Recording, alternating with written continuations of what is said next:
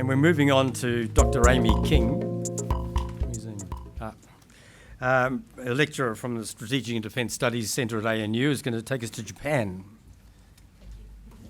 And ideally, something like 20 minutes and a few minutes questions, if that works.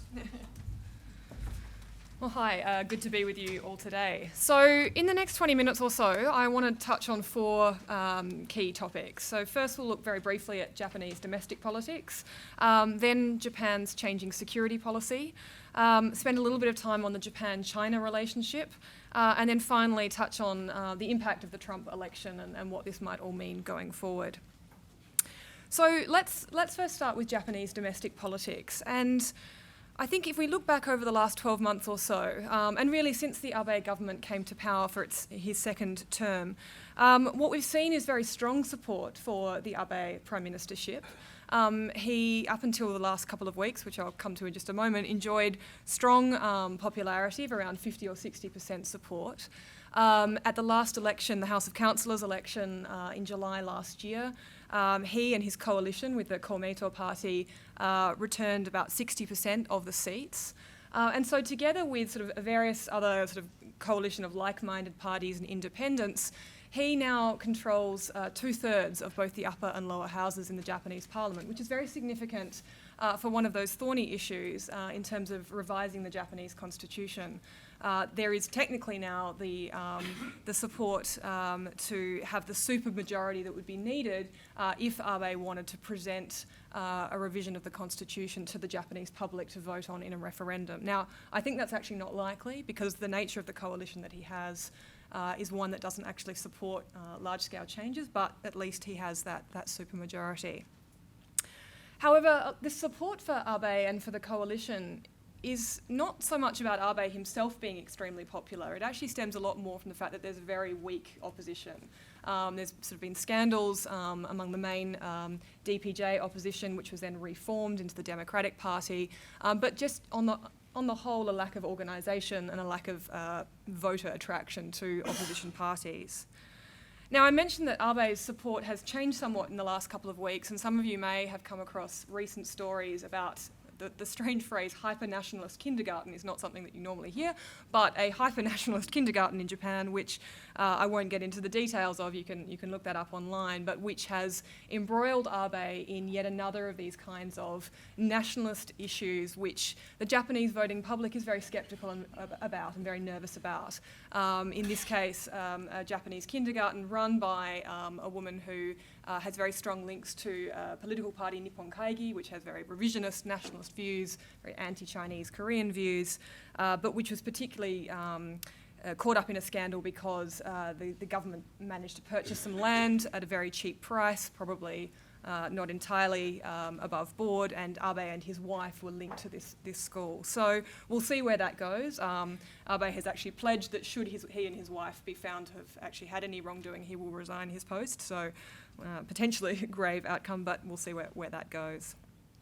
I guess the other significant thing to think about and to pay attention to in Japanese politics right now is that after a number of years of revolving prime ministers, a little bit like the Australian situation, we had very many Japanese prime ministers, we are now in a situation where we're likely to see Abe stay in power for quite some time. In October last year, the Liberal Democratic Party, his party, changed its rules, which would allow the party leader to stay on for longer than 2 terms, to now stay on for 3 consecutive terms. And so originally Abe would have had to step down in 2018. He now technically has the ruling to allow him to stay on to 2021. So he may be with us for some time. Let's move on now to Japanese security policy and the sort of the changing nature of Japanese security policy. I guess the first thing to say is that Japan has had a much more active security posture really since the end of the Cold War. And through the 1990s and into the 2000s, we've seen a much more concerted effort by Japan to scale up its security contribution to the region, to scale up its capabilities and the role that it was playing. But this has become particularly concerted under the Abe government. And Abe came to power proclaiming the slogan that he was going to make and Japan was going to make under his leadership a much more proactive contribution to peace, particularly in Asia. So what this has looked like in practice has been, on the one hand, a whole range of new force projection capabilities. Again, building on that trajectory over the 90s and the 2000s in terms of developing things like upgrading submarines and expanding the submarines that Japan uses, precision-guided munitions, much more long-range surveillance capabilities, developing anti-submarine warfare capabilities, really strengthening the Coast Guard and turning it much more into a paramilitary force. In 2013, the Abe government also created a new National Security Council, which is significant because it brought together for the first time the range of different agencies, from Gaimsho, the Ministry of Foreign Affairs, to the Japan Ministry of Defense, to the various service branches, to the Prime Minister's Department, into a much more aligned, unified policy-making organisation. And certainly over the last couple of years, we've seen a much more strategic, I guess, approach to Japanese policy-making, much more shaped by the Prime Minister's office itself. In 2015, we saw further developments in the US-Japan alliance with the most recent round of upgrades to the US-Japan Defence Cooperation Guidelines.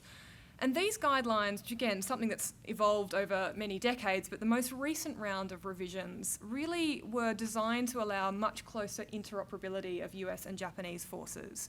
And they were really designed, I guess, and in the words of the guidelines themselves, to allow seamless cooperation.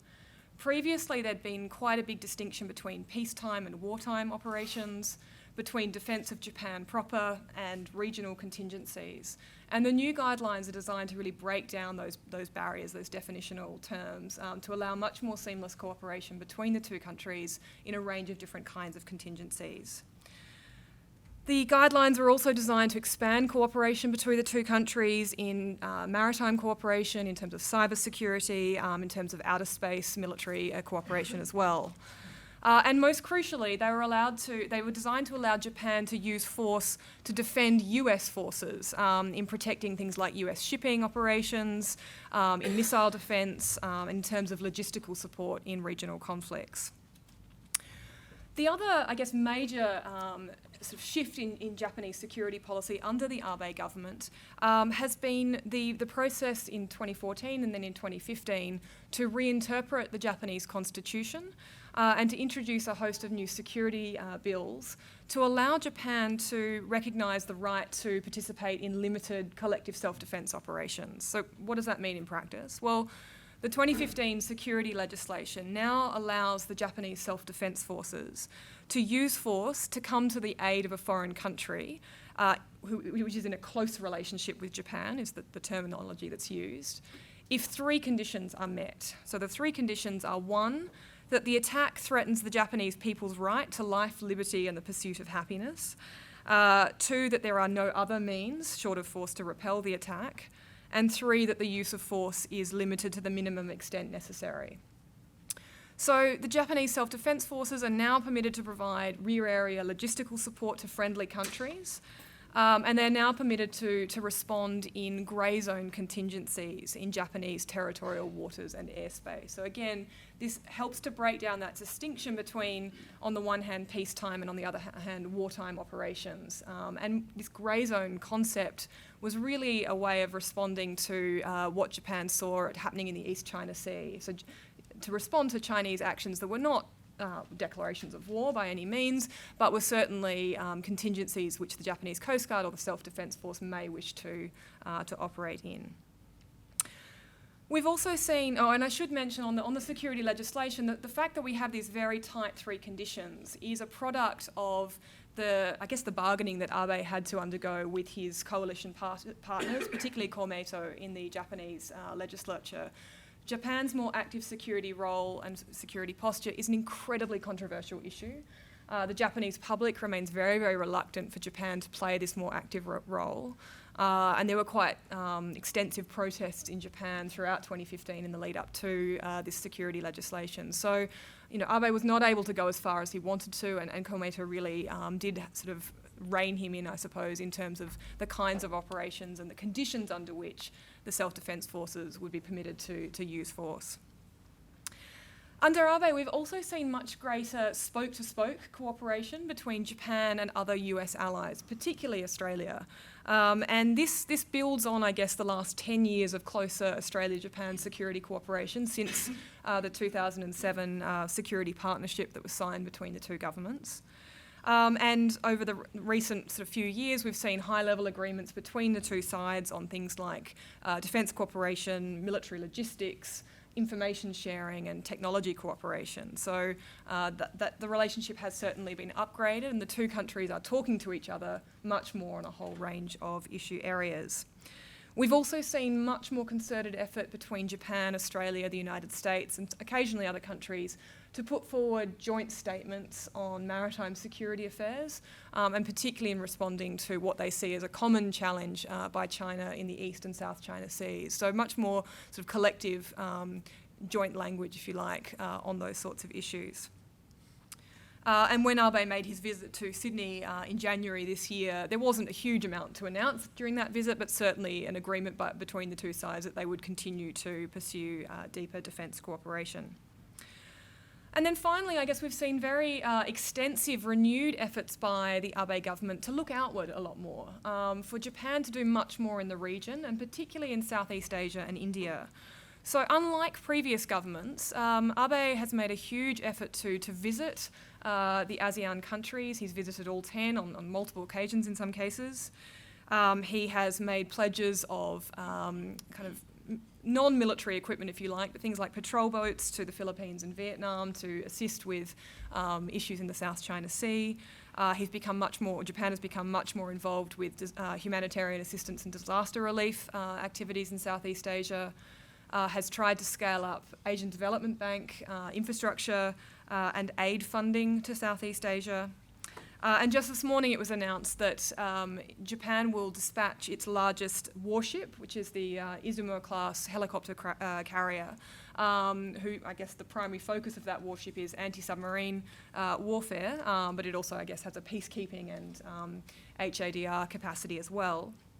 It will dispatch that warship on a 3-month tour of the South China Sea in May until July, and will make a number of port visits to countries including Singapore and Indonesia, and then will take part in joint exercises with the US and India in the Indian Ocean later this year.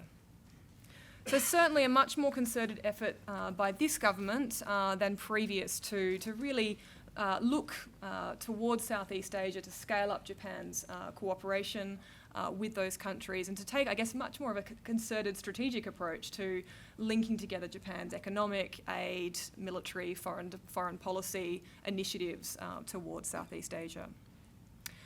Turning now to the Japan-China relationship. Now, there's an enormous amount we could say here, and it's my particular specialty, but I won't dwell on it for too long. But I think what we can say is that compared to kind of the peak of tensions between Japan and China in the East China Sea from 2012 to 2014, we've now got a situation that has stabilised. It's certainly does not have a lack of tension, but Japanese and Chinese vessels and aircraft are engaging with each other in a much more routinized way. There are certainly higher numbers of Japanese maritime law enforcement vessels, fishing vessels, naval vessels operating in and around the Senkaku or Diaoyu Islands, but they are more predictable, I suppose, and the Japanese forces have become much more comfortable is probably too strong a word, have become much more expectant of what the other side might be doing. Japan has certainly stepped up its own response, strengthening its Coast Guard, as I mentioned before, moving more of its naval capabilities down to the southwest rather than up in the northern part of the country, doubling the number of fighter jets that it uses in responding to Chinese Air Force interdictions, particularly in the areas of the overlapping air defence identification zones that the two countries have. Now, the two sides have, since 2014, begun to start talking again, and there have been a couple of high-level meetings between Abe and Xi Jinping on the East China Sea issue in particular. That is significant because it sort of it restarted talks again that had been frozen for some time. It got both the Japanese and the Chinese sides to at least acknowledge the existence of a dispute, which was something that Japan had not been previously willing to do. But we haven't gotten very far with those talks as yet. There has been some discussion about having an air and maritime communications mechanism, but I think it's quite unlikely that that will progress very far. And certainly my conversations with Japanese officials on this suggest that Japan is not particularly interested in this because it would require Japan to sort of acknowledge that it doesn't have sovereignty over the Senkaku Islands. I think at the sort of the public and the government level in Japan, perceptions of China have hardened very considerably over the last few years. Certainly in the decade or so that I've been watching this relationship, we've seen a much greater hardening of Japanese perceptions of China, and that's for fairly obvious reasons to do with the East China Sea issue. It's also due to what Japanese perceive as China's willingness to use the history card in kind of responding to Japan. Business groups are also increasingly pessimistic, and that's an important indicator to watch when looking at this relationship, because for many years it was business groups in Japan and Keidanren, the Japanese leading business lobby group, which really put a lot of pressure on the Japanese government to have stable, productive relations with China. And now, both for economic reasons, viewing China's economy as perhaps less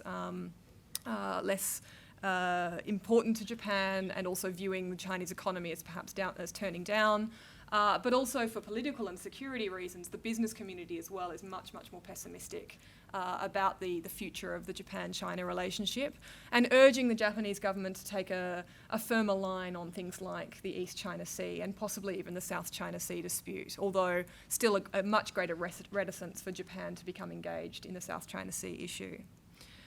But I guess more broadly, we still have this deep ambivalence among the Japanese public at large about Japan playing a more active security role in the region. So there is this disparity. On the one hand, the threat to Japan has increased, but on the other hand, an unwillingness for Japan to do more in a military sense.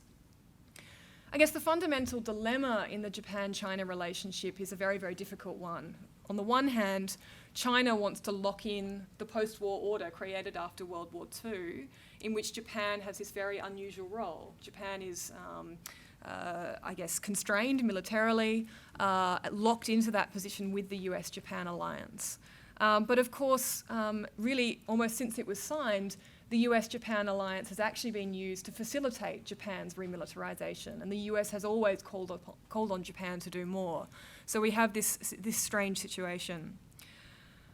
Chinese discourse about the US-Japan alliance and about Japan's role in the region really doesn't see a room for Japan to do more, and really wants to lock Japan into that abnormal status because of Japan's role in World War II and prior to that. And this is, of course, a really big demand, not least because China's own rise will naturally prompt other countries to respond. On the Japanese side, there is a similar dilemma in that the Japanese government, and particularly this government, the Abe government, very deeply wants to escape from that post-World War II order. This is a government and a leader whose own family history and whose own personal ideology very much sees this as an unfair, unjust position for Japan, that Japan does not have this normal role in the region. And so Japan and under Abe is really sort of trying to do more, trying to sort of move towards that more normal posture. And really locking in behind the United States to shore up a US-led order in Asia, not at all interested in creating more strategic space for China in the region. And I think ultimately underpinning a lot of this is fear in Japan, a deep-seated fear in Japan, of any potential US-China deal that might be struck that would be inimical to Japan's own interests. They look back to the 1972 deal between Nixon and Mao. That was not a deal that that Japan was invited to participate in, was even communicated about until it was already underway, and something that Japan felt very burned by, if you like. And then, of course, Abe's personal ideology makes China very, very wary. This is a leader who has pretty difficult views on the history issue, and particularly the issue of World War II, despite Abe having made some pretty far-reaching statements in Australia, here in Parliament House, in the United States. he's been unable or unwilling to go very far with China and to some extent with South Korea as well. So ultimately we have this problem unless Japan and China can find some way of creating a mutually acceptable future strategic order. I think they are on a quite dangerous trajectory. And that is, of course, all made much more uncertain by the Trump factor, which I'll turn to now for the last few minutes. So the election of Donald Trump, of course, has thrown up many challenges for Japan in particular. Trump campaigned on the Japan issue in some interesting ways. He seems to be sort of stuck in the 1980s when it comes to, well, many things perhaps, but particularly when it comes to Japan, fashion and all sorts of other things. He regards Japan as very much as a free rider on the alliance, despite the fact that Japan pays the vast majority of the contribution to hosting US bases on Japanese soil. He stated that he wouldn't oppose Japan going nuclear.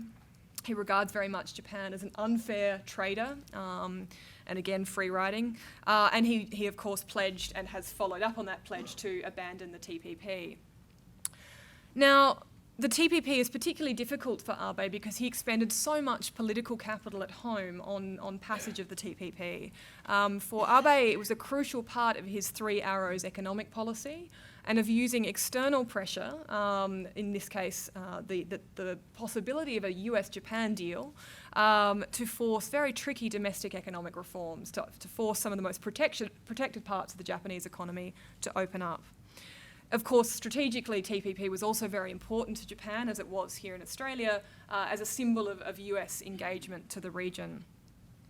So since Trump's announcement that the US would withdraw from the TPP, Abe has actually moved in an interesting way, and in a way that's quite different to Australia. Whereas initially the Turnbull government had talked about trying to find a way to move forward with the TPP, even if it didn't include the US. For Abe, that is really of no benefit. And to be honest, the TPP was most importantly about the US-Japan deal. For the rest of the countries involved, it wasn't terribly significant. So Abe is trying to find a way forward to move forward bilaterally with the US and Japan. Just finally, a couple of sentences on the Abe-Trump summit, which, the optics of that was certainly very good for Abe. And he understood, I think, pretty instinctively that Trump's primary focus was on the economy, and so he worked pretty hard to get Japanese businesses to come up with a range of options for new Japanese investment in the US. He got Trump to affirm that Article 5 covers the Senkaku Islands. But ultimately, despite the happy optics of the Mar-a-Lago summit, I think what we ultimately see for Japan is a very, very difficult situation with Trump at the helm. A great deal of uncertainty about the US commitment to alliances generally, a great deal of uncertainty about the US commitment to a liberal, rules-based economic order, and of course, the perpetual dilemma for Japan of wanting the US to be involved in the region, particularly to deal with the threat of a rising China, but not wanting the US to incite a conflict with China, for example, in the South China Sea, as some of the early commentary by US officials seem to indicate. So I'll stop there. Thanks very much. I am going to dash off and Google Hypernational kindergarten. You'll get some great videos. Maybe time for one question, if someone's quick off the mark. Is Abe a leadership outlier, or is he going to be the model for future Japanese prime ministers? That's a really good question.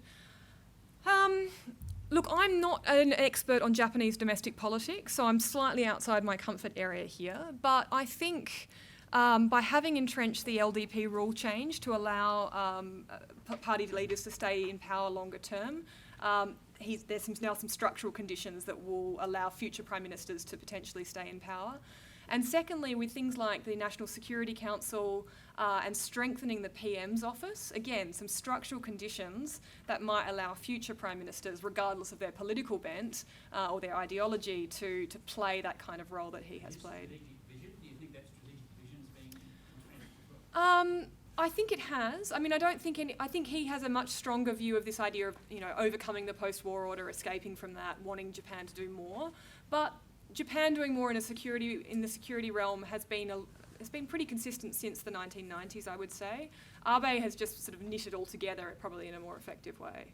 The nationalist agenda, though, I think is particular to him. Thanks very